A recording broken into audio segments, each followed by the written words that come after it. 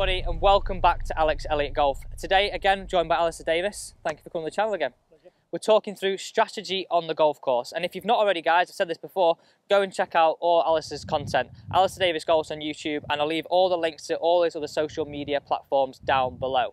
So, what shot are we talking through today? Well, basically, we're going to talk through this scenario where we've faced ourselves with quite a tricky pitch, not a lot of green to work with. We've got a good lie, which helps, which we'll talk through in a bit more in a minute. So we're going to talk through basically a high-ish spinning pitch. Now, obviously, spin will only be produced if we have the right ball, club, friction on the club. So if the club is wet, and this is dewy grass here today, so we'd really actually need to wipe the club face before we play the shot as well to create spin. So we need kind of everything to be perfect to be able to create spin. So don't worry if you can't produce backspin or major amount of check. What we're trying to do is talk you through the technique to do it, and obviously if the environment is right, you will start to produce some check. I think a lot of people see it on TV, don't they, and they think, oh, so-and-so can spin it on the PGA Tour and European Tour back by 30 feet, but they're playing in perfect conditions with the fairways, how they want it, and especially the surfaces which it's landing on as well makes a difference. Huge difference. And if it's downwind or the greens are hard, you know, you're probably never going to spin the ball back in a million years, no matter how good you are. No. Those guys on tour also, some of them change their wedges every 3-4 weeks. So being able to get really good grooves, the grooves help the friction. So friction creates spin, friction and strike creates spin. So when we have grass trapped between the ball or mud on the ball, that reduces spin. So having brand new clubs makes a difference to producing that spin element. And I can't afford new wedges every 3-4 weeks. You probably can't either. And you guys probably can't, well, some of you might be able to afford them, but you don't want to buy wedges every 3-4 weeks. No. So what we're going to talk through is how we would stand and process to create the most spin we can. And also then we're going to go through option B, whereas if we can't produce the spinning shot, what else could we do to get the ball as close as we possibly could? So probably in this scenario, 10 foot or so to the right, the flag would be a good shot still. If I go for the spinning one, 10 foot around the flag would still be a decent shot. So, but we're going to talk through the mechanics, the impact factors, and how we play it. Okay then, so the high spinning shot, what we're going to do, obviously we're going to try and take as much loft as we can. So the most loft I carry in my bag is 56 degrees, so I'm a bit limited there. If you have 60 degrees, you could do that. Obviously, if we create too much dynamic loft, it can actually start to reduce the spin, but that's quite a complex subject on spin loft. Spin loft basically is the difference between the attack angle we have and the amount of loft we have at contact. And the bigger that difference, the more spin it creates, until we get to basically a mountain, if you like. If we get past a certain level, it starts to reduce it. Let's not get into that too much. Let's just try and create as much as we can and produce as much spin as we can. What I'm looking to do is strike the ball low in the face to give me a nice low launching, high spinning shot. That also, if the weighting on the club is slightly higher in the face, will produce more spin from the gear effect, anyway, the vertical gear effect. So low strike is good for flight and spin. The second thing I want to do is obviously try and gain a lot of loft at the club at contact. So I'm doing that by basically allowing the club to overtake my hands through the ball like this. Using the bounce better is a common term we hear of and we see a lot and coaches talk about a lot. But I'm basically trying to get the trail edge of the club to hit this ground around about the same time as the ball. I am hitting down on the ball, but I'm getting this hand to flip underneath the ball to overtake, to increase the loft and to get that low contact spot. I think for many people that will actually feel like, oh, you're flicking it there, because it's completely opposite to how they'd play a traditional shot. But in this sense, this is the action and this is the feelings we want you to create to produce the shot we're talking about. Exactly. It's got to feel quite flicky. You're exactly right. You know, even if you just go right hand only and you feel that overtaking, that flick, and again, you'll see here, I'm just bruising the turf. I'm not taking a huge divot. That is what we're looking for. And the way I describe it in the high spinning shot, and again, I'm going to come back to the setup in a second, is I want basically the hands to stop quite quickly and the club head to continue, and that creates more speed in the club head in the overtaking action, and we need speed to create spin. So we're looking for maximum loft with maximum speed to create more spin. If we actually hit the ball off center slightly, either too low in the face or too toe or toe heel, that would also reduce the amount of ball speed, which means we can increase the club head speed too, and that would also increase the spin. But that's more of a high-end skill. Sure. Deliberately hitting off center is high end for sure.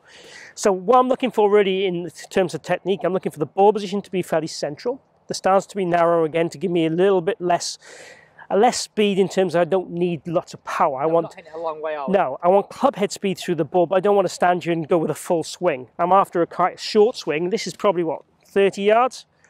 So I'm looking for my swing length to be probably around about waist high to waist high, just with this narrow arc and this high acceleration of the club head through the ball, but it's not a full swing. So I don't need that.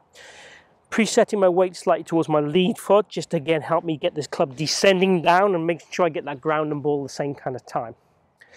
So about all I'm going to change in my set. I might open the face a touch if I've got 56 rather than 60 degree. So let's have a go at the shot. Let's try and open the face a wee bit. Ball position center, and again, I'm having a little bit of wrist cock in the backswing. It's kind of natural, just normal, nothing excessive.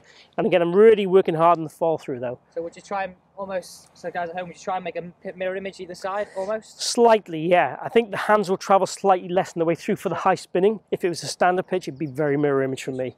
Because the high spin, I definitely want this kind of narrow arc, and the club head's going to go slightly higher up, narrower to the body, but it'll be similar in length arm positions wise. Sure. Okay, it'll look a little bit different. Okay, let's see what we can produce. Right, let's have a go. Good.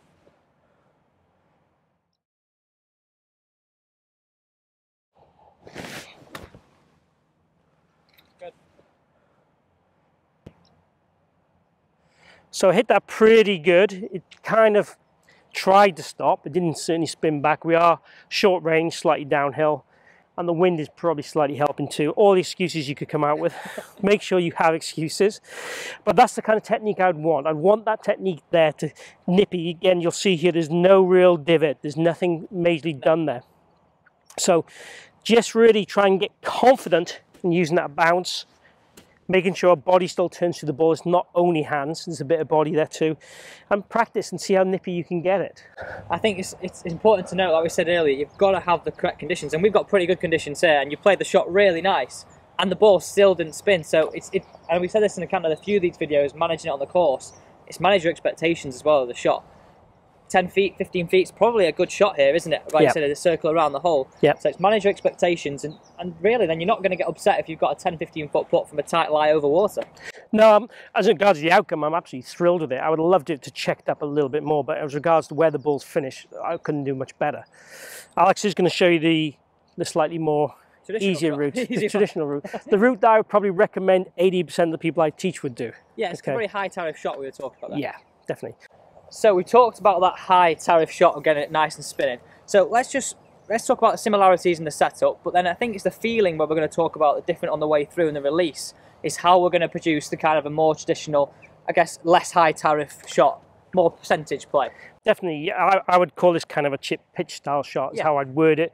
But basically we're going to use the ground to run the ball a bit more, aren't you? Sure. You're going to land the ball probably level with the front edge of the green there maybe, and then it releases its way down to the hole. And again, it's quite quick green this, it goes down and away from us.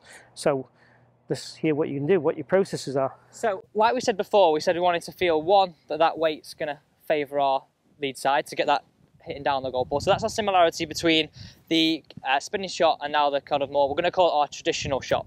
So we're going to take that setup firstly. Let's feel like we've got the ball in the middle of our stance. But then let's feel that we've got, let's say roughly 60 to 70% of our weight on our lead side. And that's just going to really help us get that downwards angle of attack. And we're going to talk about, again, we said the similarities between the chip shot and the spinning one here. So we've got weight on our lead side and got weight favouring it towards the target, and a ball to middle to just sort of back in our stance. So before you said, Alistair, we wanted to feel that club was overtaking our hands to produce the maximum speed, maximum loft to produce a spin. Now, firstly, I've changed the club and what we've chosen here. Now, I've got my 52 degree. Now, Alistair used his 56 before, so we've got a little bit more loft in his hand before, whereas we've got less now. So this is a kind of shot we could probably use pitching wedge as well. It's kind of pretty much a player's choice, isn't it? Yeah, you could even land it short of the green and probably use a 9 or an 8 iron. You got to be comfortable and confident, whatever club you're going to use, right? And I think it's using the club that is perfect for your landing area as well. It's no good picking a landing area near the flag and using your pitching wedge. It's matching your landing area and your club. So I'm going to choose roughly just on the fringe here. I'm going to say, if you can see this yellow stake in front of me, it's about 5 or 6 yards past that on the right hand side of it. And that's really going to allow it to gather in all the way around to the left. So almost we're taking that water out of play, whereas before, we had it in play. So it might go in the water, yeah. Not what we want. Right, so let's just brush over those differences and how we're going to set up to the ball to help us produce that, and a slightly different feeling through the shot that's going to help you produce a bit more of a, we're going to say consistent in the fact that we're not trying to play a high tariff shot. It's definitely going to be more consistent, definitely. Sure. So let's go through it. Really simple. So before ball positions, just slightly favouring it towards the back, so slightly closer towards my right foot than it is the centre. And then there I'm going to feel like I'm going to have 65 to 70% of the weight on my left side. And so before we said we wanted to feel like this club overtakes my hands. Now, and Alistair said it's not really a mirror image, we said before, didn't we? We said it's kind of hip high on the way back and then this club really overtaking the hands. And we said it's going to be sort of, shackle's going to be closer to our body. Whereas now, I would say we want to feel like it's more of a mirror image either way.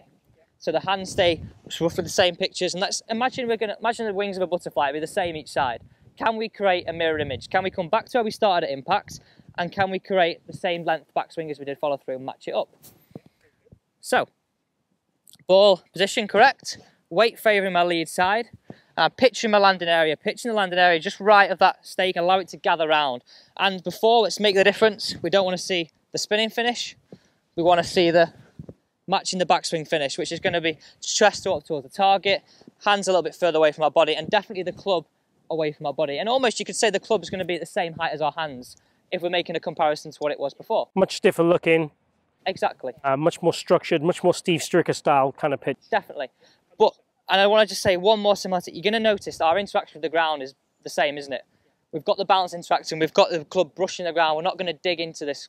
And I think as a general chipping tip, it's very good, isn't it? How we're going to feel like we're still brushing the ground. Yep. But still hitting down on it. Yep, love that. So, let's get that stance, let's give this one a go. I'm going to picture it. Weight favours that side. Can I pitch that and post that follow through?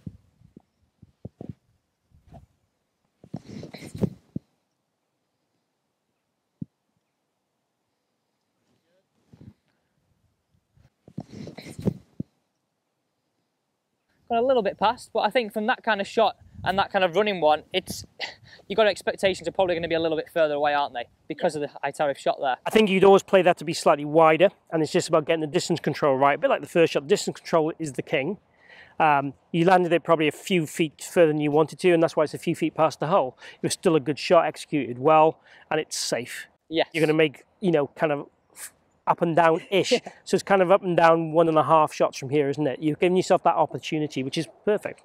So if we just briefly summarise the differences. So the setup was pretty similar, we said. I think you can get away with the same setup. Obviously, you had 70% of your weight left. I think if you go 60, 70% on either, that's absolutely fine. To get the higher spinning one, maybe you want 60. Yeah. But otherwise, I'd have the setup exactly the same.